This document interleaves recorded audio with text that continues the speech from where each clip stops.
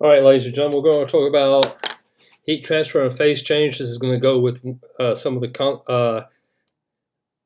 tutorials that you've been getting in AL and the problems that are going to be attached to this.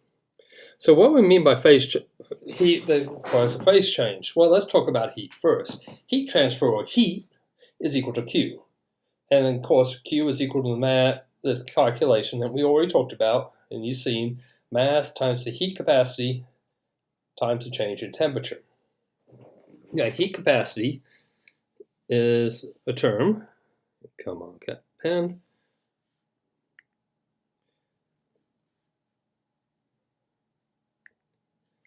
So heat capacity is this term, Cp. It's actually called specific heat capacity. Because it's basically how much heat does it take to change the temperature of an object by 1 degree Celsius, or 1 degree Kelvin. Remember, Kelvin, the difference between the 2 degrees in Celsius and 2 degrees in Kelvin are basically the same thing. So when we talk about specific heat, though, we're actually talking about how much heat per gram it takes to change the temperature. Sometimes you'll see C as heat capacity, and there are some other variables we use in lieu of specific heat or heat capacity. Heat capacity is for an object that we know that for a certain experiment, this is going to change. It takes so much heat to change at 1 degree Celsius, and we use that with calorimetry, and we'll get to that in a minute. Now, here's the thing: is when we talk about this change in temperature, delta T, this is equal to the final minus initial. Here's the thing: if heat is absorbed, meaning that the object or the system is gaining heat, it's going to be positive. If heat is released, that means the object is getting colder. We're going to end up with a negative value for Q. So this is what we mean by heat transfer. So why do we see different CPs, heat capacities? Because it depends on three things: the crystal structure of the substance, the molecular forces in the substance, the size of the molecule in the substance. And when we talk about intermolecular forces, we're talking about these three things: van der Waals equations, where it's instantaneous dipole, or dipole, instantaneous dipole, dipole ionic, and hydrogen bonding, going from low to high. So this is what I mean by molecular forces. Everything interacts, and how well they interact dictates how much energy can be absorbed per gram when to raise the temperature. Now, here's the funny thing is that the state of the substance actually matters. For example, this is water.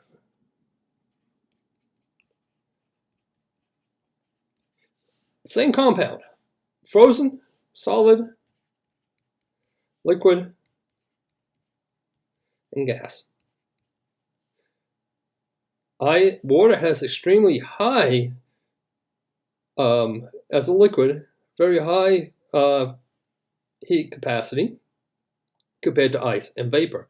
Ice has a little bit lower than vapor, but is still significantly high compared to metals, which is in less than 1. Why is so different? Well, one is crystal structure and molecular forces. Remember, in the vapor, they're very far away, so it takes less energy to move it up. As a liquid, these things are moving around, and it can absorb a lot more heat before the temperature changes. This is why water is used a lot in cooking. You submerge something in hot water, it gets cooked fairly quickly compared to a skillet, which only burns one side. And then we have ice. See, there's a difference in how you cook things. So here's the heating curve of water. So this is going to be on the x-axis, is the total amount of heat added, and temperatures on the y. So the temperature in Kelvin, it can be in Celsius. And so we're going to start off with a solid, and then we'll start adding heat. The temperature is going to rise up based on the heat capacity, which is going to be, let's see, heat capacity is 2.0, what did I say, 3? 2.05 joules. Sorry about that. 2.05 joules per gram degree Celsius. And here is the melting point. So what happens? We keep adding heat, but the temperature does not change. The phase changes. This is a phase change. So this is where we have a phase change. You keep adding heat, and the solid ice turns into water. And they both coexist at this point until every bit of that solid goes away. And now we have water, liquid, and now that increases temperature. And this should be 4.184 joules per gram degree Celsius. And it's going to continue like that for about 100 degrees temperature until it reaches this point. And from here to here is the boiling point. Here's another phase change. So here's our two phase changes going from solid to a liquid, and then from a liquid to a gas. And here, as a gas, it keeps on raising temperature, and it's going to 0.08 joules per every gram as it changes temperature. So this is the heating curve of water, and all heating curves have this type of same curve. Solid raises up, then we have the melting point, boiling point, and so forth. Sometimes, and when we actually do experiments with melting points, sometimes it's not a straight line. It actually kind of curves a little bit because it's hard to see where we have the full amount of solid being melted. It is experimental error. Now, at these phase changes, there are actually particular value constants that we need to use, and each substance has a unique constant for this phase change. And for us, it's called the heat of vaporization and the heat of fusion. Heat of vaporization is how much heat it takes for water to go up. How many grams? If you've got 10 grams of water, it's going to take 22,570 joules to get it into the vapor phase. And this is the heat of fusion for water, so you're going to melt water for every gram to raise the temperature by 1 degree, or go for every gram you're going from solid to a liquid. This is from liquid to a gas. And this is how much energy it takes. Know how to use these. So I'm going to show you the method.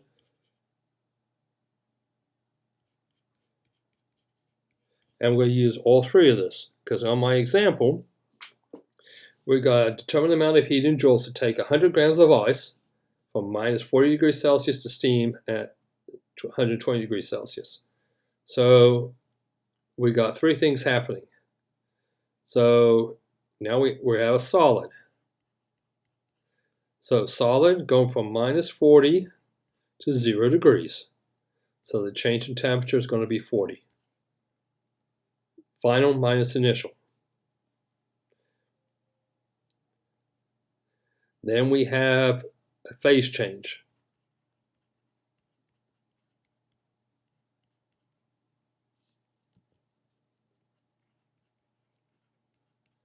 At this phase change, the change in temperature is equal to 0. There's no change in temperature. However, we're going from a solid to a liquid. And so that means we're going to use this value to figure out how much heat is needed. 2.257 grams per joules per gram. Then we got a liquid. Sorry about that. It's not supposed to do that. Change in temperature is going from 0 to 100.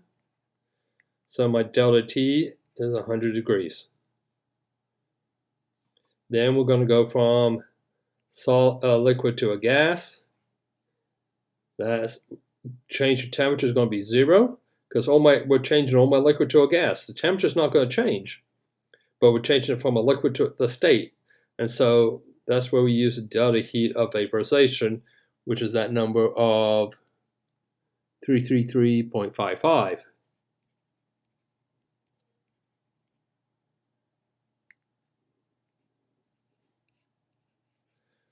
And then we're going to take this gas from 100 degrees to 120 degrees Celsius. And my change in temperature is going to be 20 degrees. So let's all use this. So for solid, let's start off. Q is equal to the mass, which is 100 grams. Cp, which is 2.03 joules per gram degree Celsius.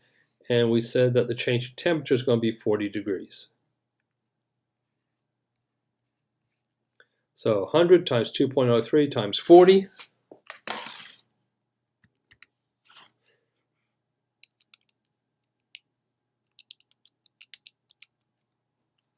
We're going to get 8,120 joules. Now for the heat of fusion,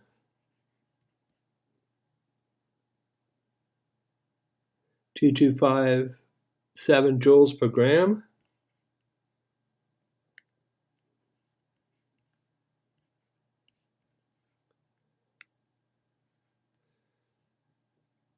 I'm trying not to press too hard on my tablet. And we're going to multiply that by the 100 grams. So that will give me the heat that's needed to melt get all the solid converted to liquid. 2,25700 joules. So 225,700 joules. That's a lot of heat to convert that ice to water.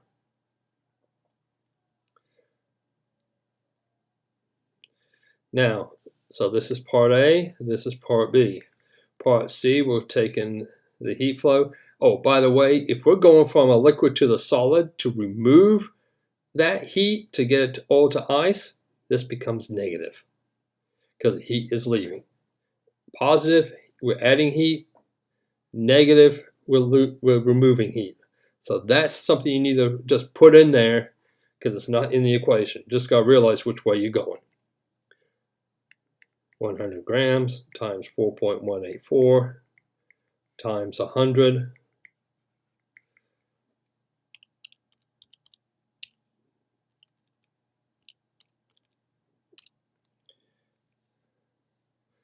So that's going to be 41,840 joules. That's to get that water to go from 0 degrees Celsius to 100 degrees. We're not talking about boiling yet. So over here, I'm going to put all these numbers down.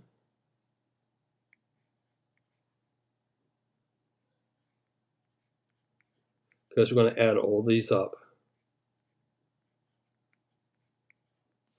Now D, we're talking about the heat of vaporization. Remember that was 333.55 joules per gram. We got 100 grams. So that's going to be 33,355. Converting ice to water is going to take the most heat in this system. That's the highest amount of heat that's going to take. So lastly, our E,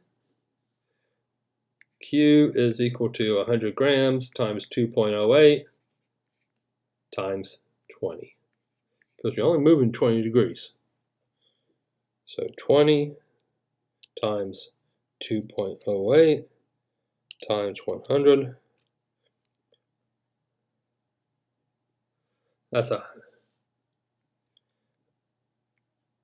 say 142. So actually 141.6, but we're going to get 142, and then we just add these together. That's going to be 15. Carry the 1.